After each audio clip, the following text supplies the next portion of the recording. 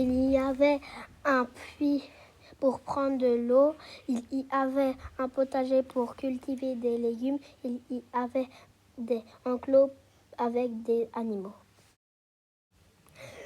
Tout autour du village des riches, il y avait un rempart pour que les ennemis ne puissent pas y pénétrer. Les portes étaient gardées par des gardes. Les maisons étaient faites en terre et en bois.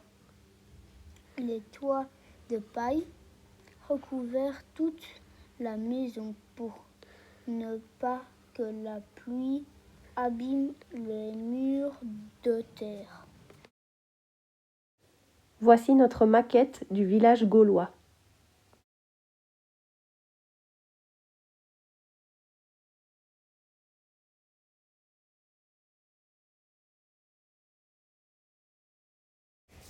À l'intérieur de la maison, il y avait une seule pièce car toute la vie s'organisait autour du feu. Les Gaulois dormaient sur des matelas de paille ou remplis de laine. Leur couverture était cousue en peau de bête. Il y avait aussi un four en terre pour cuire le pain. Le feu produisait beaucoup de fumée, ce qui empêchait de vivre à l'étage. Ils se servaient donc de l'étage pour ranger leurs réserves car les petits rongeurs n'aimaient pas non plus la fumée. Les Gaulois plantaient des légumes et cueillaient des fruits. Ils cultivaient des céréales, blé, orge. Grâce à une meule, ils fabriquaient de la farine. Ils faisaient ainsi du pain qu'ils cuisaient dans leur four en. Ils pêchaient des poissons. Ils élevaient leurs animaux pour avoir de la viande, du lait et aussi pour avoir de la laine, du cuir, etc. Ils conservaient leurs aliments dans des pots avec du sel. Ils savaient récolter le miel. Ils fabriquaient une boisson qui s'appelle hydromiel. Ils buvaient de l'eau et aussi de la bière. Ils s'appelaient siroise.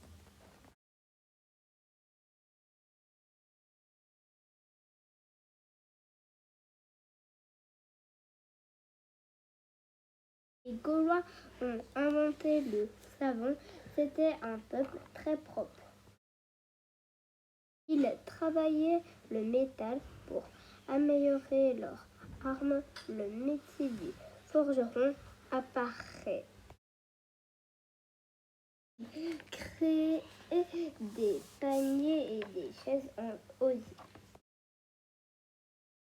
Les Gaulois avaient un métier à tisser pour fabriquer leurs vêtements. Ils savaient aussi fabriquer de la teinture pour colorer. Inventaient la roue, ce que leur permettait de fabriquer des chariots tirés par les animaux.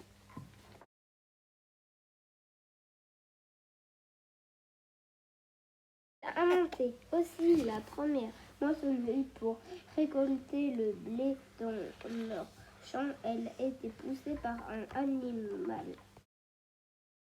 Fabrication de tonneaux leur permettait de conserver la bière ou le vin acheté aux Romains. Avait aussi découvert comment fabriquer du sel avec l'eau de mer.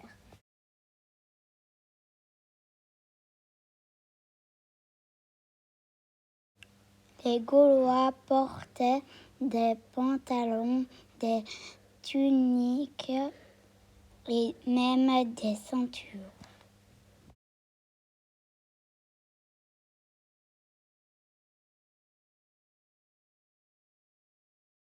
Les Gaulois avaient des épées et des boucliers pour se battre. Ils portaient aussi des casques. Ils avaient des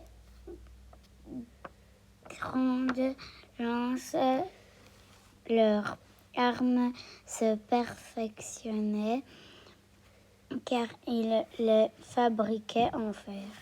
Ils ont aussi des trompettes appelées carnix. Ils émettent des sons effrayants pour prévenir les peuples.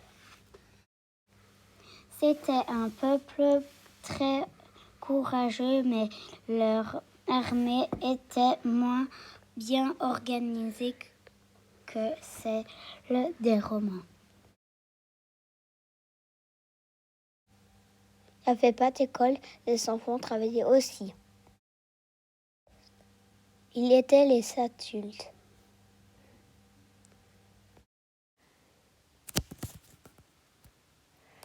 C'était le druide qui enseignait aux enfants les familles riches.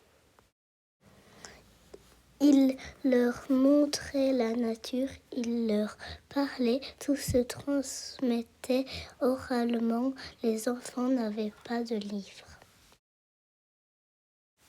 La religion, les Gaulois ont plusieurs dieux. Ils font des offrandes dans la nature. On a peu de traces de leur nom, de leurs prières, car les Gaulois n'écrivaient rien.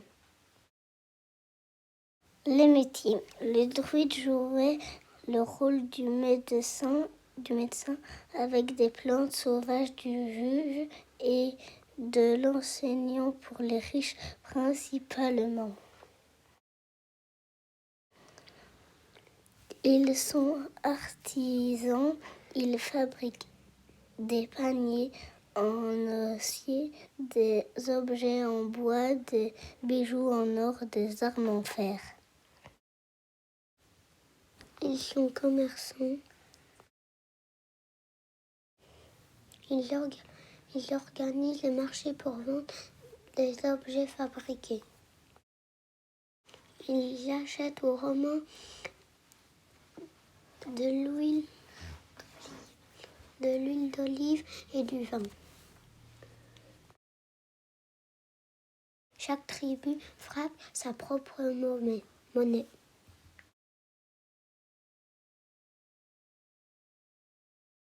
Ils sont guerriers, défendent leur village, attaquent les autres villages.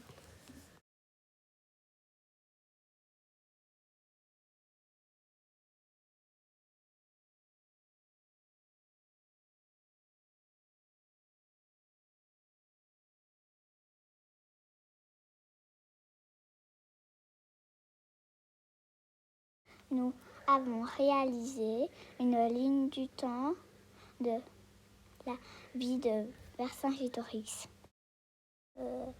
Vercingétorix est le fils d'un riche commerçant du peuple des Arvennes. Son nom signifie le roi suprême de ceux qui marchaient à l'ennemi. Vercingétorix a appris à bien parler grâce à un druide. D'abord allié de César, Vercingétorix apprend à manier des armes près de lui. Il décide ensuite de se rebeller et monte une armée gauloise pour contrer les Romains. Vercingétorix invente des stratégies car il sait que son armée est plus faible que celle des Romains. Il crée des oppidum des villages créés en hauteur et protégés par des remparts. Et il gagne ainsi la bataille de Chergovier. Adopte la stratégie de la terre brûlée. Les Gaulois incendient tout avec le passage des Romains. Les légionnaires romains ne pouvaient donc plus se nourrir et ils s'épuisent. Lors de la bataille d'Aliesa, l'armée romaine est trop forte et Vercingétorix reconnaît sa défaite en déposant ses armes aux pieds de César. Ramené en cage à Rome, Vercingétorix est jeté en prison. César le fera tuer plus tard.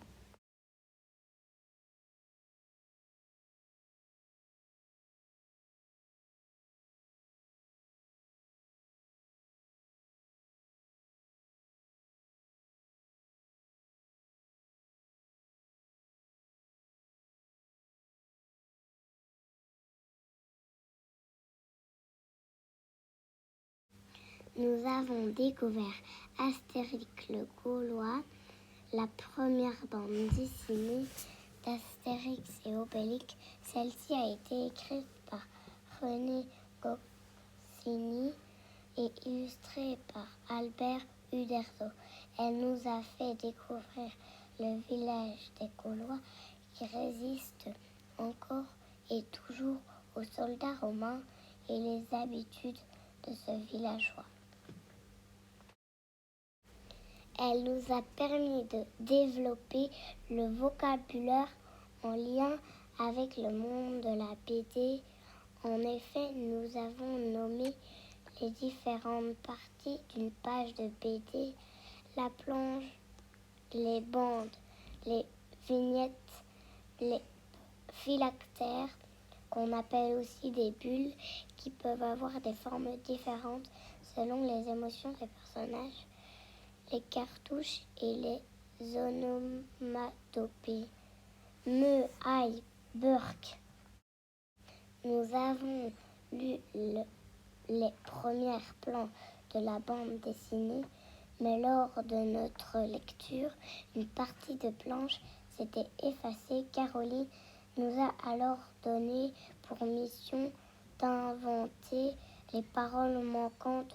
Nous avons formé des groupes de travail et nous avons inventé les paroles qu'Astérix, Caligula, Guliminix et Panoramix avaient pu dire à ce moment-là de l'histoire. Nous les avons écrites au brouillon. Et ensuite, nous avons écrit notre parole sur une copie de la vraie planche de BD que nous avons aussi coloriée. C'était une chouette expérience. Et une fois la mission accomplie, nous avons découvert la suite de cette première bande dessinée d'Astérix et Obélix. On a vu Astérix et Obélix, on a vu que le druide Paloramus avait une serpe. La serpe était utilisée pour couper le gui pour faire des potions magiques. On peut donc fabriquer une serpe en carton comme le druide. Nous avons peint un carton épais comme une serpe. De la peinture dorée comme de l'or et argentée comme du métal. Ensuite, nous avons courbé le carton au niveau du manche pour mettre dans un petit tuyau.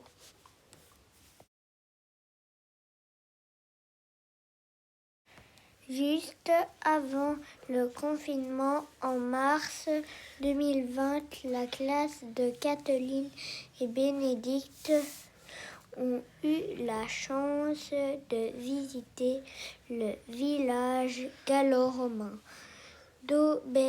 d'Auberchy.